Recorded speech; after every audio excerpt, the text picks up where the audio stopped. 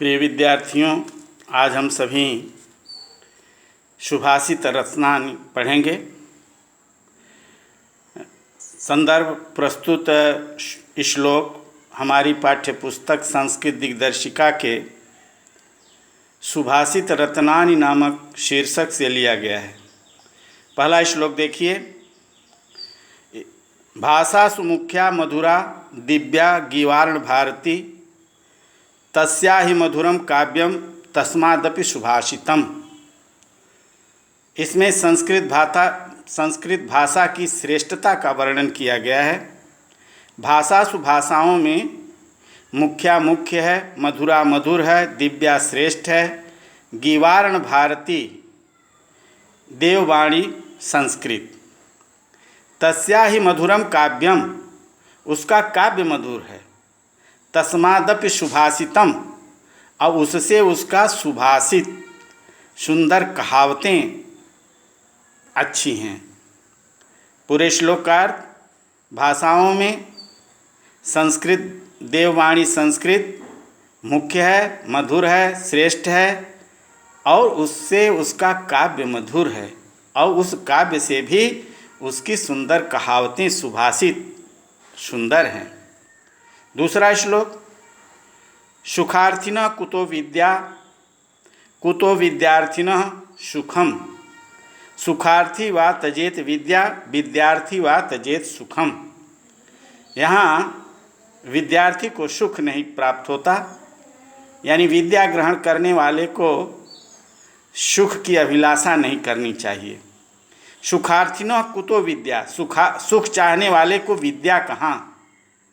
अकुतो विद्यार्थिनः सुख, और विद्या चाहने वाले को सुख कहाँ। सुखार्थी वा त्यजेत, त्यजेत त्याग देना चाहिए विद्या। सुख चाहने वाले को सुखार्थी, सुख चाहने वाले को विद्या छोड़ देना चाहिए। विद्यार्थी वा त्यजेत सुखम, अथवा विद्यार्थी को सुख छोड़ देना चाहिए। सुख चाहने वाले को विद्या कहाँ और विद्यार्थी को सुख कहाँ। सुख चाहने वाले को विद्या छोड़ देना चाहिए अथवा विद्यार्थी को सुख छोड़ देना चाहिए। तीसरा श्लोक। जल बिंदु निपातेन क्रमशः पूर्यते घटः स हेतु सर्वविद्यानां धर्मस्य धनस्य च। यहाँ बताया गया कि थोड़ा थोड़ा अध्ययन करने से विद्या बढ़ती है, थोड़ा धन इकट्ठा करने से धन अधिक हो जाता है और थोड़ा थोड़ा धर्म करने से धर्म भी बहुत अधिक हो जाता है। देखिए, जल बिंदु निपातेन, जल की एक एक बूंद गिरने से क्रमशः पूर्यते घटः, धीरे धीरे घड़ा भर जाता है। जल की एक एक बूंदें गिरने पर धीरे धीरे घड़ा भर जाता है। वही कारण है सर्व विद्या, उसी प्रकार से सर्व विद्या नाम सभी विद्याओं का, धर्मस्य धर्म का, धनस्य धन का, जल की एक एक बूंद गिरने से धीरे धीरे घड़ा भर जाता है। उसी प्रकार से सभी विद्याओं का, धर्म का और धन का उसी प्रकार से वृद्धि होती है। अगला श्लोक चौथा। काव्यशास्त्र विनोदेन कालो गच्छति धीमतां व्यसनेन च मूर्खाणां निद्रया कलहेन वा। यहाँ मूर्ख और विद्वानों का समय कैसे बीतता है यह बताया गया है। काव्यशास्त्र विनोदेन, काव्यशास्त्र को पढ़ने में, कालो गच्छत, समय बीतता है, धीमताम बुद्धिमानों का। काव्यशास्त्र को पढ़ने में बुद्धिमानों का समय बीतता है। व्यसनेन, बुराइयों में, मूर्खाणाम, मूर्खों का, निद्रया, सोने में, कलहेन, लड़ाई झगड़े में, और मूर्खों का समय सोने में, बुराइयों में और लड़ाई झगड़े में बीतता है। पांचवा श्लोक देखिए। न चौर्यहार्यम न च राजहार्यम न भ्रातृभाज्यम न च भारकारी व्यये कृते वर्धत एव नित्यम विद्याधनम सर्वधनम प्रधानम। यहाँ विद्या की श्रेष्ठता का, विद्या के महत्व को बताया गया है। न चौर्यहार्यम, न चोर चुरा सकता है, न राज्यहार्यम, न राजा हरण कर सकता है, न भ्रातृभाज्यम और न भाई बांट सकता है, न च भारकारी और वजनी भी नहीं है, वजन भी नहीं है। व्यये कृते वर्धत, व्यय करने पर बढ़ती है। नित्यम हमेशा, विद्याधनम सर्वधनम प्रधानम, विद्याधन सभी धनों में श्रेष्ठ है। न चोर चुरा सकता है, न राजा हरण कर सकता है, न भाई बांट सकता है, न भारी है। व्यय करने पर बढ़ती है, हमेशा व्यय करने पर बढ़ती है। विद्या धन सभी धनों में प्रधान है। अगला श्लोक छठा। परोक्षे कार्यहंतारम प्रत्यक्षे प्रियवादिनम वर्जये तादृशम नित्यम विषकुंभ पयोमुखम। यहाँ जो पीठ पीछे निंदा करता है और सामने प्रशंसा करता है, ऐसे मित्र से हमेशा सतर्क रहना चाहिए, उसका परित्याग कर देना चाहिए, यही बताया गया है। परोक्षे कार्यहंतारम, जो परोक्ष में पीठ पीछे कार्यहंतारम कार्य की निंदा करता है, प्रत्यक्षे प्रियवादिनम और सामने सम्मुख प्रिय बोलता है, वर्जयेत तादृशम त्याग देना चाहिए, तादृशम वैसे मित्र को, वैसे मित्र को त्याग देना चाहिए। विषकुंभम जहर से भरे हुए, विष कुंभ, कुंभ माने घड़ा, विष से भरे हुए घड़े में पयोमुखम जिसके मुख पर दूध भरा हो, विष से भरे हुए घड़े जिसके मुख पर दूध भरा हो, उस घड़े की तरह ऐसे मित्र को त्याग देना चाहिए।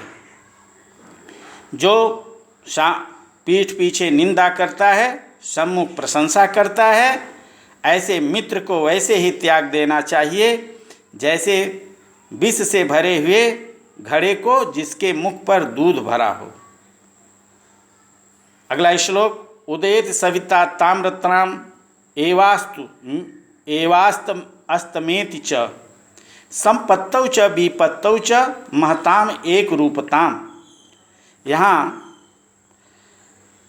महान लोगों के रहने की स्थिति का वर्णन किया गया है।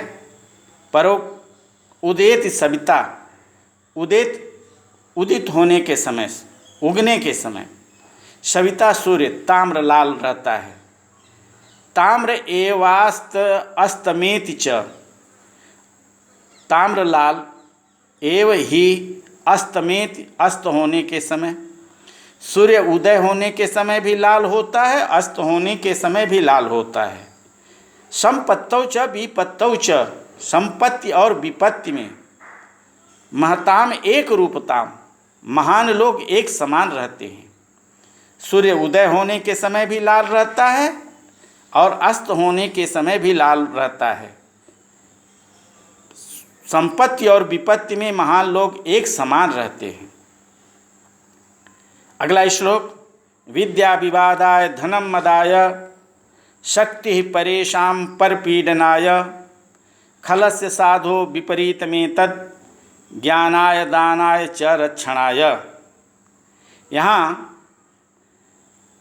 सज्जनों और दुर्जनों की विद्या का किस प्रकार से उपयोग होता है इसका वर्णन किया गया।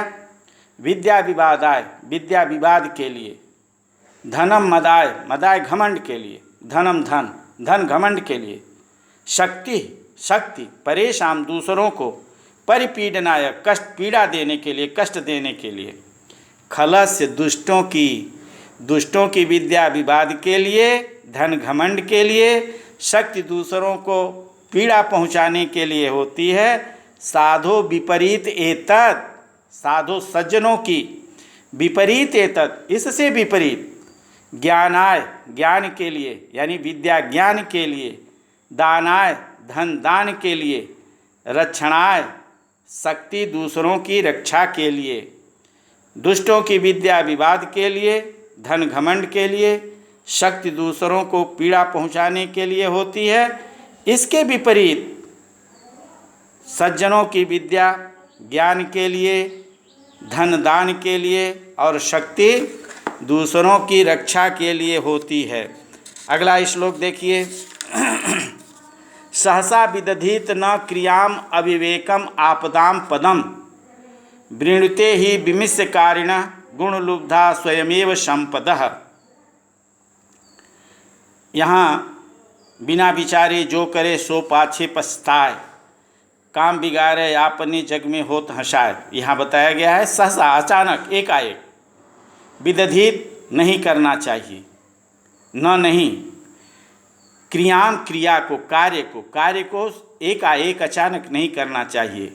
अविवेकः परमम आपदाम पदम, अविवेक विशेष विपत्ति प्रदान करने वाला होता है।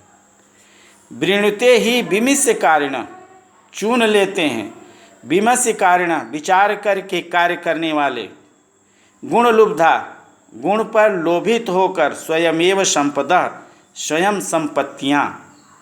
अचानक एकाएक बिना विचार किए कोई कार्य नहीं करना चाहिए, क्योंकि अविवेक विशेष विपत्ति को देने वाली होती है।